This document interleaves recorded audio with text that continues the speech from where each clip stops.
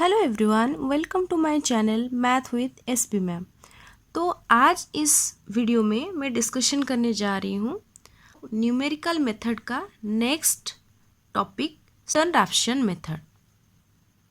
Numerical method का जो series चल रहा है उसमें से मैंने बाइसेक्शन मेथड को सॉल्व करना है वो डिस्कशन किया था।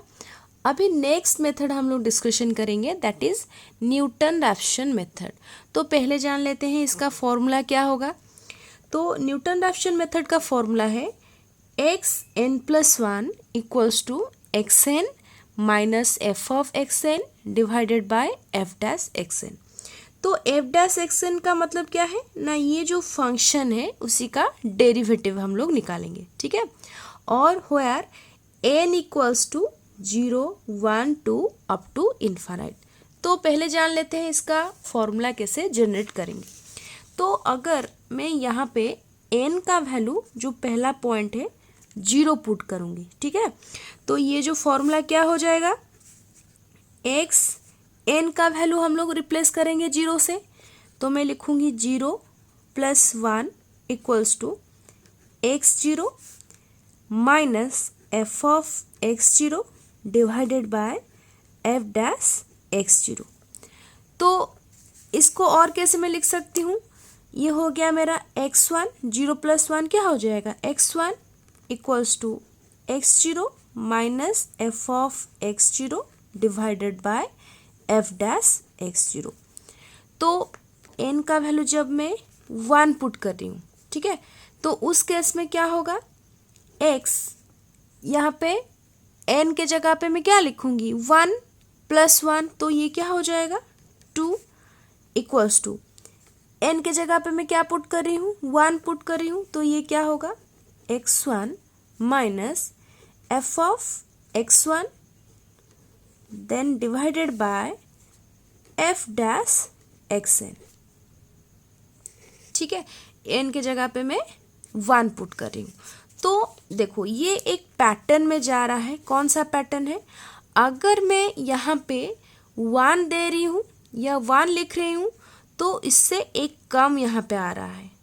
तो x1 के लिए मेरा फॉर्मूला क्या हो जाएगा, x0 minus f of x0 divided bye उसी फंक्शन का डेरिवेटिव हम लोग लिखेंगे।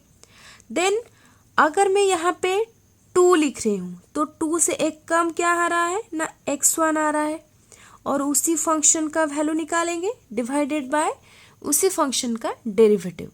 तो अगर ऐसे में लिखूँ कि x3 अगर मैं यहाँ पे लिखूँ तो एक कम होगा, x3 equals to x2 minus f of x2 divided by f dash x2। तो जितने अप्रोक्सीमेशन ये सब क्या है, ये जो वैल्यू हम लोग निकाल रहे हैं x1, x2, x3, ये सब क्या है ना, अप्रोक्सीमेट वैल्यूज है जो हम लोग को भी फाइंड आउट करना है।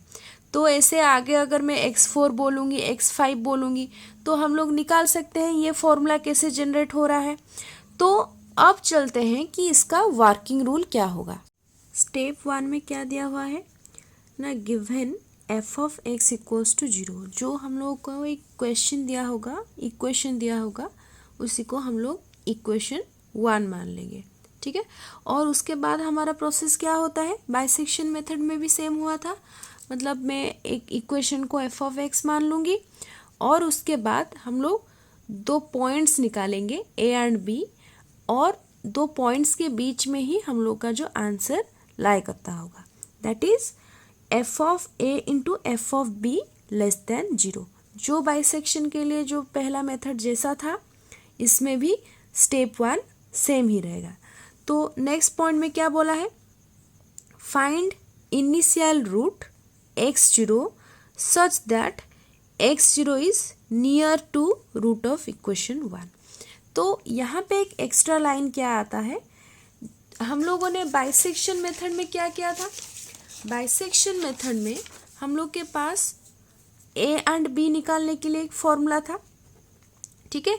x में हम लोग 0, 1, 2, 3 ऐसे पुट करेंगे और चेक करेंगे कि कौन से 2 पॉइंट्स में वो नेगेटिव से पॉजिटिव जा रहा है या पॉजिटिव से नेगेटिव वैल्यू दे रहा है। ठीक है, तो यहाँ तक सेम हो जाएगा जैसे हम लोग ए एंड बी निकालते थे, वही सेम प्रोसेस होगा। उसके बाद ये जो पॉइंट दिया हुआ है कि find initial root x0 such that x0 is near to root of equation 1। तो सपोज मैं ऐसे मान लेती हूँ x³ minus 2x minus 5 equals to 0। कोई एक इक्वेशन है, इसका जो a एंड b वैल्यू कहाँ पे आया था, a हुआ था हमारा 2 एंड b हुआ था 3, जो बाइसेक्शन मेथड में भी हम लोगों ने इसी क्वेश्चन को सॉल्व किए थे। तो अब यहाँ पे क्या दे रहा है ना, बाइसेक्शन मेथड में मुझे पहले क्या निकालना पड़ता था ना, x1 equals to a plus b divided by 2, मतलब फर्स्ट अप्रोक्सीमेशन मुझे यहाँ से निकालना पड़ता था। लेकिन ये जो न्यूटन रैप्शन में वो क्या बोल रहा है ना, मुझे एक इनिशियल रूट x0 को चूज करना पड़ेगा।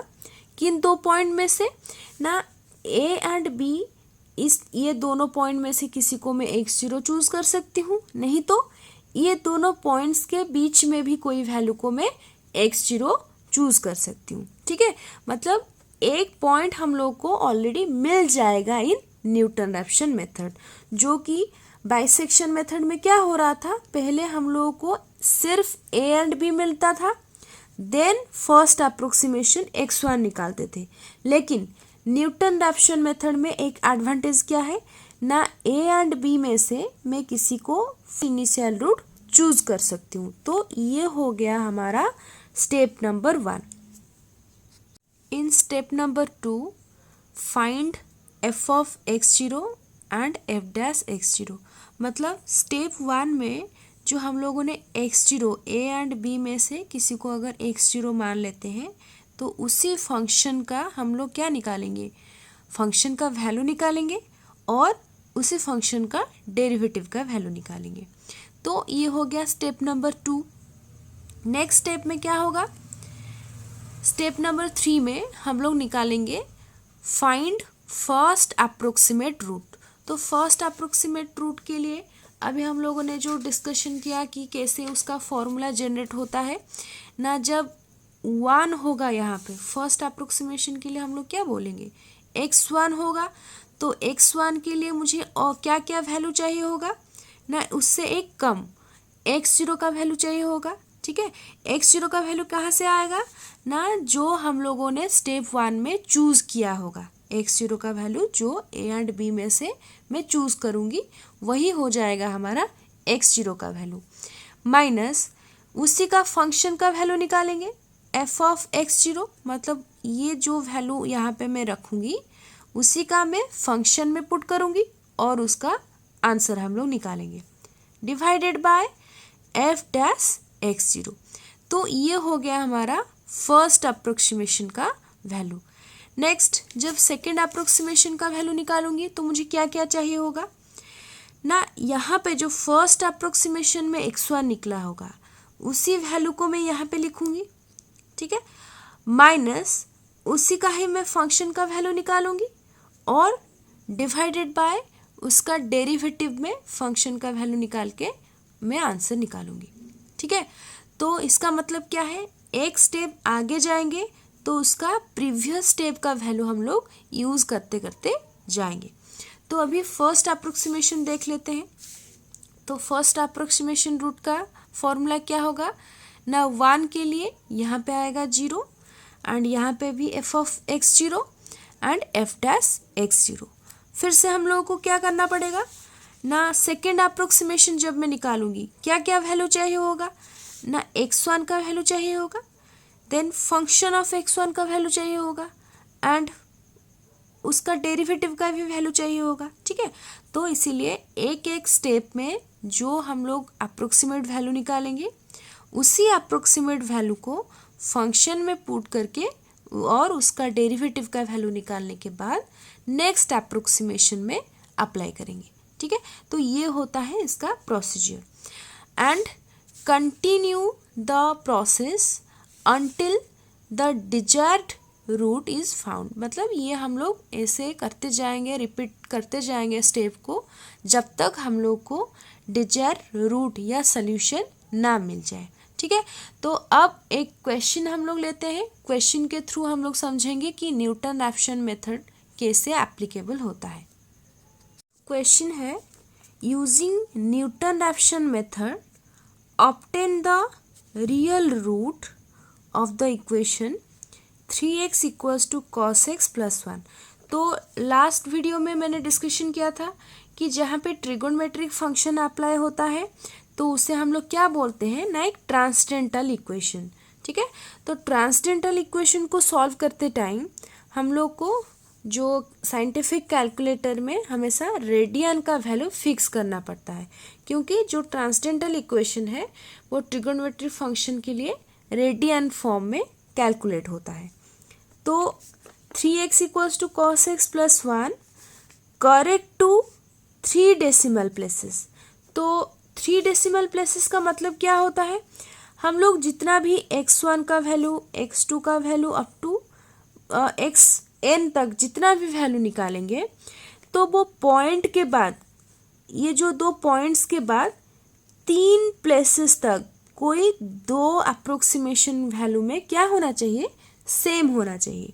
तो जब तक ये 3 वैल्यू और कोई 3 वैल्यू के साथ सेम नहीं हो रहा है, तब तक हम लोग क्या करेंगे ना, ये इटरेशन प्रोसेस को आगे लेते जाएंगे या कैलकुलेट करते जाएंगे।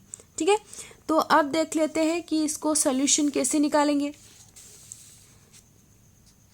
तो स्टेप 1 में क्या करते हैं ना, जो फंक्शन है उसे हम लोग इक्वेशन 1 मान लेंगे और a एंड b को फाइंड आउट करेंगे।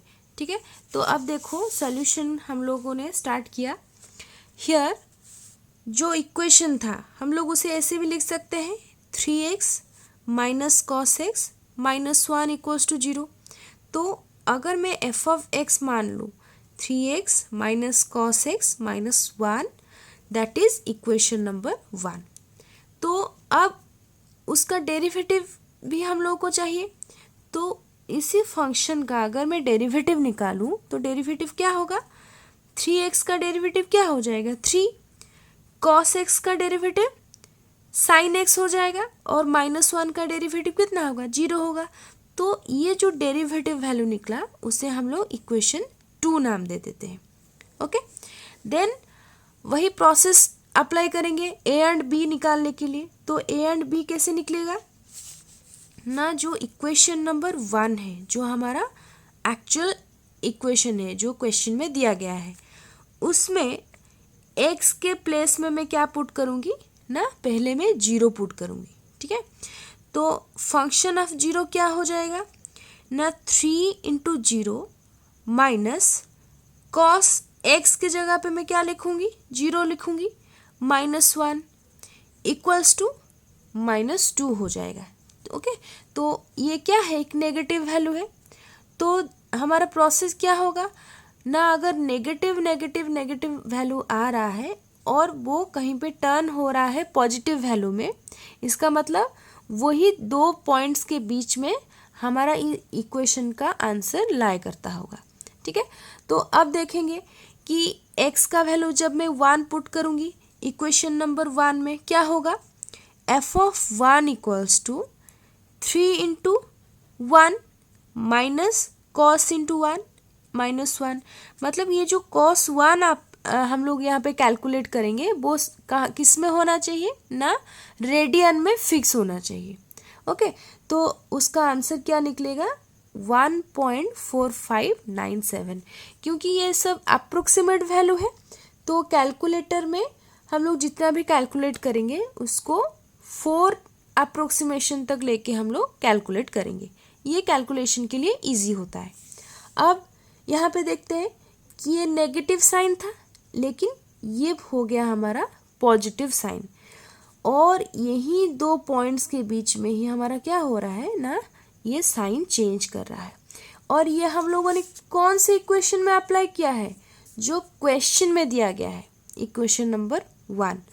अब हमारा जो इक्वेशन है उसका सॉल्यूशन कौन 2 पॉइंट्स में लाई करता है ना, x का वैल्यू यहाँ पे 0 है और x का वैल्यू 1 है।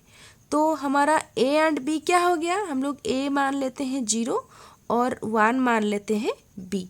तो ये दो पॉइंट्स के बीच में ये जो इक्वेशन का आंसर लाई करता होगा। तो नेक्स्ट पॉइंट में हम लोग क्या निकालते थे स्टेप 1 में ना, find initial root x0 such that x0 is near to root of equation 1। तो हम लोग को क्या करना पड़ेगा, अभी जो a एंड b हम लोगों ने निकाला है उन दोनों के बीच में से कोई एक पॉइंट को हम लोग इनिशियल रूट मान लेंगे, दैट इज x0। ठीक है, तो मैं यहाँ पे चूज कर रही हूँ 1। तुम लोग 0 और 1 के बीच में कोई भी पॉइंट चूज कर सकते हो 1। यहाँ पे मैं 1 चूज करके कैलकुलेट कर रही हूँ। अब देखो, मुझे फर्स्ट अप्रोक्सीमेशन जब निकालना होगा, फर्स्ट अप्रोक्सीमेशन के लिए मुझे क्या क्या वैल्यू चाहिए, मुझे चाहिए x1 इक्वल्स टू इससे एक कम, that is x0 minus f of x0 and f dash x0।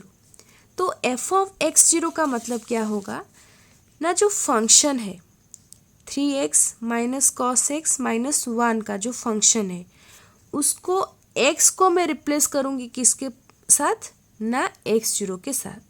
तो जहाँ पे x होगा वहाँ पे मैं क्या पुट कर रही हूँ 3x0 minus cos x0 minus 1।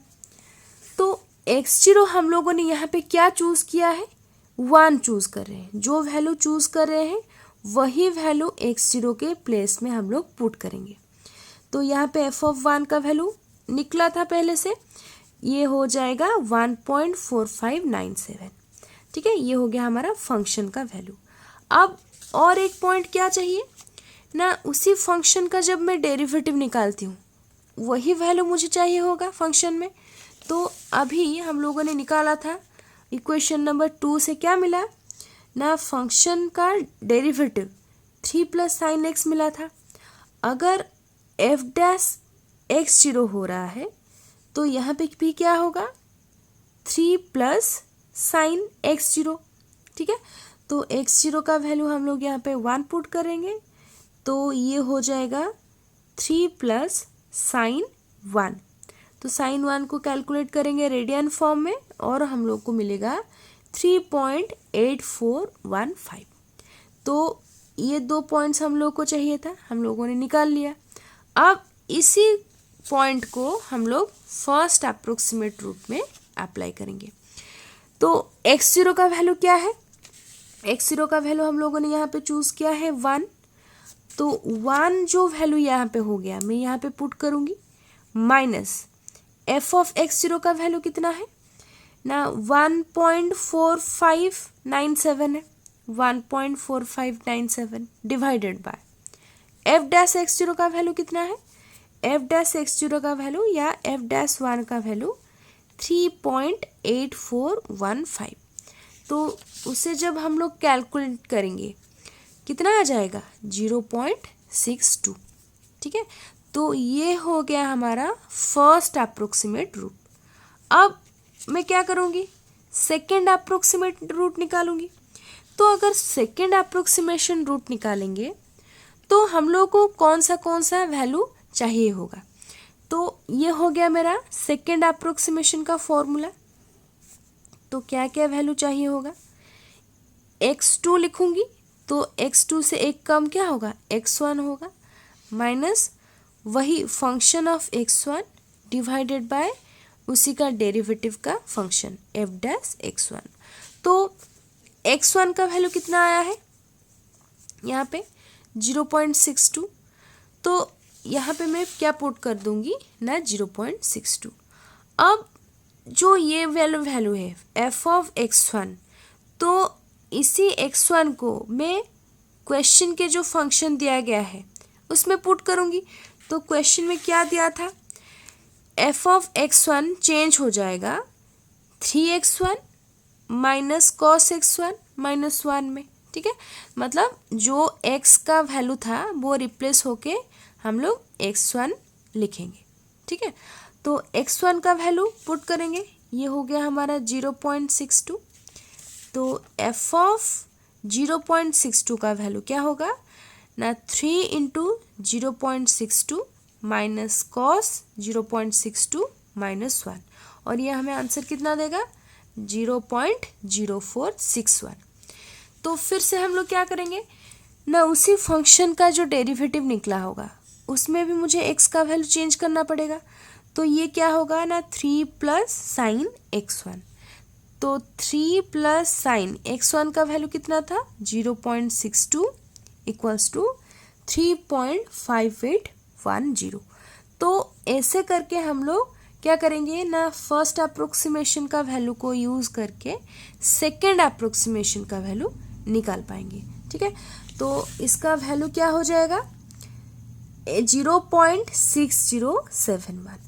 तो फिर से हम लोग को क्या करना पड़ेगा थर्ड अप्रोक्सीमेशन निकालने के लिए ना, f ऑफ x2 निकालना पड़ेगा, f डैश x2 निकालना पड़ेगा। ठीक है, और उसको हम लोग अप्लाई करेंगे थर्ड अप्रोक्सीमेशन रूट निकालने के लिए। तो अगर मैं इसमें थर्ड अप्रोक्सीमेशन रूट निकालूं तो क्या हो जाएगा x3 equals to x2 minus f of x2 divided by f dash x2, मतलब 3 से कम 2।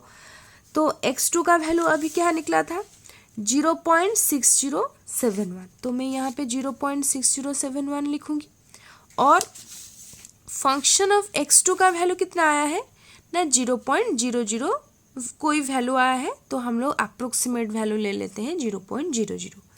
तो यहाँ पे 0.00 में लिख दी डिवाइडेड बाय ये जो वैल्यू है f डैश x2 का, ये कितना आएगा 3.5705। तो मैं यहाँ पे लिख दूंगी 3.5705। तो कैलकुलेट करने के बाद कितना आ रहा है वैल्यू 0.6071। तो क्वेश्चन में क्या दिया था ना, ये जो इक्वेशन का सॉल्यूशन निकालना है करेक्ट टू 3 डेसिमल प्लेसेस, मतलब डेसिमल पॉइंट के बाद 3 प्लेसेस तक कोई 2 अप्रोक्सीमेशन में सेम होना चाहिए। तो अभी चेक कर लेते हैं। तो ये हो गया हमारा फर्स्ट अप्रोक्सीमेशन में जो वैल्यू आया था। ठीक है, हम लोग x1, x2, x3, x4 को चेक करेंगे, ना कि फंक्शन का वैल्यू को चेक करेंगे। ठीक है, ये थोड़ा ध्यान में रखना। तो ऐसे समझ लो x1 का वैल्यू कितना आया था 0.62 आया था, तो 0.62, देन x2 का वैल्यू 0.6071। तो यहाँ पे 6 और यहाँ पे 6 ये दोनों सेम हो रहे हैं, लेकिन 6 के बाद यहाँ पे क्या लिखा हुआ है 2 लिखा हुआ है, लेकिन ये 6 के बाद क्या लिखा हुआ है 0 लिखा हुआ है। तो इसका मतलब ये दोनों हमारा रिक्वायर सॉल्यूशन नहीं होंगे। अब चेक करते हैं और कहीं पे जो वैल्यू निकला है ना, x3 का वैल्यू हम लोगों को कितना मिला है ना 0.6071, और ये दोनों वैल्यू क्या हो गए up to 3 decimal places same हो जा रहा है। मतलब x2 का भी 0.6071 और x3 का भी वैल्यू 0.6071, मतलब ये तीनों वैल्यूज, ये 3 वैल्यूज और ये 3 वैल्यूज 3 प्लेसेस तक वैल्यू सेम हो रहे हैं। तो अकॉर्डिंग टू द क्वेश्चन हमारा आंसर क्या होगा, hence the required root is 0.607। 3 decimal places तक बोला है तो 0.607 ये हो जाएगा हमारा required solution by using Newton Raphson method. तो ये तो हो गया हम लोग कैसे उसको कैलकुलेट करेंगे। अब चलते हैं कि कैलकुलेटर में कैसे उसे सॉल्व करेंगे। ठीक है, तो कैलकुलेटर को यूज़ करने से पहले अभी हम लोग जान लेते हैं कि कैलकुलेटर में कैसे उसे फिट करना पड़ेगा जो वैल्यू को, और उसमें से कैसे हम लोग कैलकुलेट करेंगे। तो अब देखो यहाँ पे जो फॉर्मूला लिखा हुआ है, ठीक है, x1 का वैल्यू कब कैसे मिलता है ना, x1 का वैल्यू को निकालने के लिए मुझे एक वैल्यू क्या चाहिए होगा x0 का वैल्यू चाहिए होगा। उसी x0 का मैं फंक्शन के हिसाब से उसका वैल्यू निकालूंगी, फिर उसी फंक्शन का डेरिवेटिव का वैल्यू भी मैं निकालूंगी, तभी जाके मुझे फर्स्ट अप्रोक्सीमेट रूट मिलेगा। ठीक है, तो ये इसे हम लोग कैसे कैलकुलेटर में फिट करेंगे देखते हैं। तो ये हो जा रहा है, मैं यहाँ पे x1 को कैलकुलेटर में कैसे फिट करूंगी ना, कैपिटल X, ठीक है। x0 का वैल्यू हो गया मेरा a माइनस उसी x0 का मैं फंक्शन के हिसाब से उसे अप्लाई करूंगी। तो यहाँ पे जो फंक्शन था, हमारा फंक्शन क्या था ना, 3x equals to cos x plus 1 और 3x minus cos x minus 1, ये हो गया था हमारा फंक्शन। इसका मतलब है अगर मैं यहाँ पे f ऑफ x0 लिख रही हूँ तो ये फंक्शन क्या चेंज हो रहा था ना, 3x0 minus cos x0 minus 1, ये हो रहा था। मतलब ये जो x का वैल्यू किसके रेस्पेक्ट में चेंज हो रहा है ना, ये x0 का वैल्यू के हिसाब से चेंज हो रहा है। तो अगर मैं यहाँ पे x का वैल्यू a पुट करूँगी, ठीक है, x के प्लेस में मैं क्या पुट कर रही हूँ ना, a पुट कर रही हूँ, तो यहाँ पे जो फंक्शन है वो क्या हो जाएगा ना, f ऑफ कैपिटल A हो जाएगा। तो जो इक्वेशन आएगा क्या आएगा, 3 into a minus cos a minus 1। मतलब जहाँ पे x था हम लोगों ने उसे चेंज करके कोई वैल्यू a दे दिया, ठीक है। तो अभी सिमिलरली अगर मैं f डैश x0 बोलूँगी, इसी का डेरिवेटिव क्या हो जाएगा हमारे पास ना, 3 प्लस साइन x0 हो जाएगा। ये इस इक्वेशन का क्या हो जाएगा, डेरिवेटिव। अगर मैं ये जो फंक्शन है, ठीक है, f डैश x0, यहाँ पे अगर x0 हो रहा है, यहाँ पे भी क्या होगा, x0 होगा। इसी के हिसाब से ये वैल्यू चेंज होता रहेगा।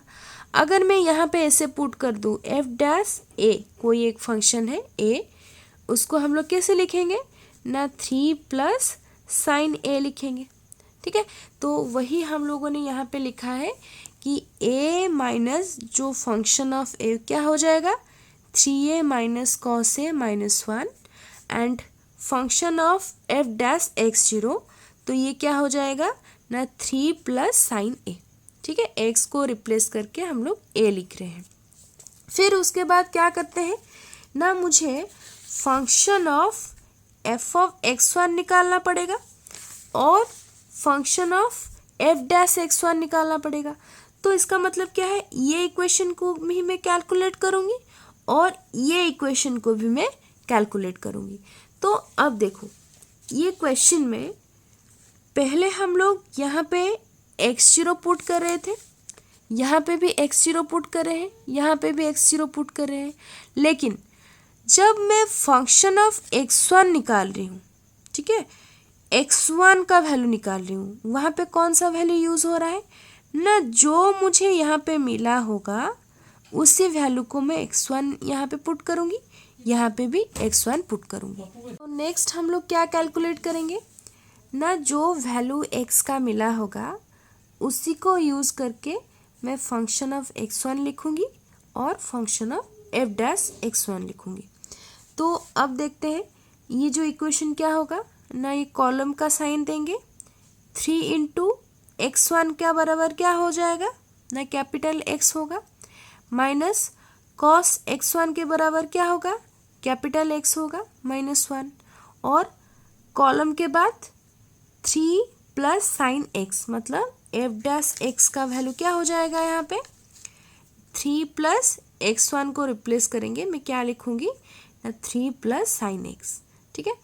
तो ये हो जाएगा हमारा जो कैलकुलेटर में उसको कैसे अप्लाई करना है। तो अभी फिट करते हैं कैलकुलेटर में। कैलकुलेटर में पहले से ही हम लोग को रेडियन में फिक्स करना पड़ेगा क्योंकि एक ट्रांसडेंटल इक्वेशन है। तो कैलकुलेटर लेते हैं, यहाँ पे मुझे कौन सा वैल्यू पहले मैं फिट करूँगी ना, कैपिटल X, और ये जो मेरा कैलकुलेटर है वो ये जो रेडियन के फॉर्म में ऑलरेडी फिक्स हुआ होके रखा गया है। पहले स्टार्ट करेंगे alpha capital X equals to alpha, ये जो इक्वल साइन है, equals to A, capital A लिखेंगे, alpha capital A minus bracket 3a minus cos A लिखेंगे, तो 3 कैपिटल ए के लिए alpha A minus cos A, तो कॉस का वैल्यू यहाँ पे लिखा हुआ है cos A, alpha A minus क्या होगा -1 और ब्रैकेट क्लोज। ठीक है, डिवाइडेड का साइन देंगे, divided by bracket start 3 plus sign A, तो साइन का वैल्यू यहाँ पे है साइन कैपिटल ए के लिए अल्फ़ा ए प्रेस करेंगे। ठीक है, तो उसको ब्रैकेट क्लोज करेंगे। फिर उसके बाद मुझे फंक्शन ऑफ x1 को कैलकुलेट करना है, तो फंक्शन ऑफ x1 के लिए ये जो कॉलम का साइन है, तो कॉलम कहाँ पे है ना, अल्फ़ा, ये जो इंटीग्रेशन के ऊपर कॉलम का साइन है, तो उसको मैं प्रेस करूँगी। ठीक है, तो क्या लिखेंगे ना 3x, 3 के लिए यहाँ पे मैं 3 और कैपिटल x के लिए क्या प्रेस करूँगी अल्फ़ा x। ठीक है, अल्फ़ा x माइनस कॉस है, माइनस कॉस का वैल्यू यहाँ पे है cos capital x alpha x -1 मतलब फंक्शन ऑफ x हो गया। उसके बाद उसका डेरिवेटिव को भी हम लोग कैलकुलेट करेंगे, तो यहाँ पे मैं क्या कर दूंगी ना, कॉलम का साइन दूंगी, तो अल्फ़ा ये हो गया कॉलम 3 प्लस साइन x, यहाँ पे साइन है साइन और कैपिटल x। ठीक है, तो हम लोगों ने ये पूरा का पूरा फिट कर दिया कैलकुलेटर में। अब उसे कैलकुलेट करेंगे, तो कैलकुलेट के लिए सिंपल हम लोग क्या प्रेस करेंगे ना, ये कैल सी प्रेस करेंगे। तो कैल सी प्रेस करने के लिए मेरा जो पहला जो पॉइंट है क्या है, ए का वैल्यू वो मांग रहा है, तो ए का वैल्यू हम लोग क्या प्रेस करेंगे, पहला जो पॉइंट में मतलब जो हमारा x0 है वो 1 है, तो मैं यहाँ पे 1 प्रेस कर रही हूँ। और उसके बाद क्या करेंगे ना, ये जो इक्वल का साइन है, इक्वल का साइन में प्रेस करूँगी, तो वो आंसर क्या दे रहा है ना 0.62002। तो हम लोग ये तो अप्रोक्सीमेशन वैल्यू है, तो हम लोग 0.62 तक ही लेंगे। तो अब देखो ये जो वैल्यू आया है कितना आया है 0.62। अब नेक्स्ट हम लोग को क्या निकालना पड़ेगा ना, ये फंक्शन ऑफ x1 निकालना पड़ेगा। तो अब और एक बार इसको मैं इक्वल साइन प्रेस करूँगी, तो ये मुझे क्या दे देगा ना फंक्शन ऑफ x1। तो फंक्शन ऑफ x1 क्या था 0.0461 और ये 0.0461 आ रहा है, तो ये 4 डेसिमल प्लेसेस तक हम लोग लेके लिख रहे हैं।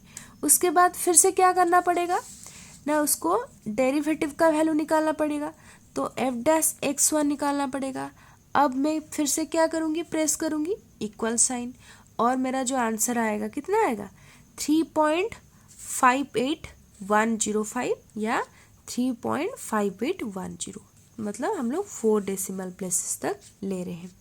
तो ऐसे इजीली हम लोगों ने x1 का वैल्यू निकाला, फंक्शन ऑफ x1 का वैल्यू निकाला, फंक्शन ऑफ f'(x1) का वैल्यू निकाला। तो अभी मैं सेकेंड अप्रोक्सीमेशन रूट भी चेक कर लेती हूँ।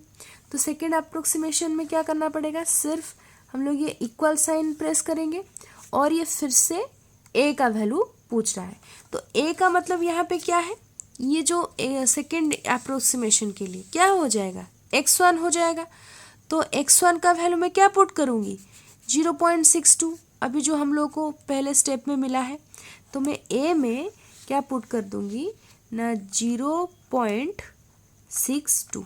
ठीक है, तो उसके बाद मैं ये इक्वल साइन प्रेस करूँगी 0.62, उसके बाद इक्वल साइन प्रेस करूँगी, तो इसके बाद कितना आया x का वैल्यू 0.6071 और यहाँ पे भी आंसर कितना है 0.6071।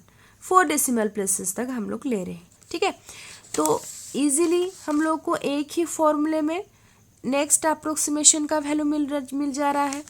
तो अब नेक्स्ट क्या करेंगे ना, फंक्शन ऑफ x2 का वैल्यू निकालेंगे, ये जो वैल्यू है। तो क्या करना पड़ेगा, यहाँ पे सिर्फ मैं इक्वल साइन प्रेस करूँगी और मेरा आंसर क्या आएगा 0.00007।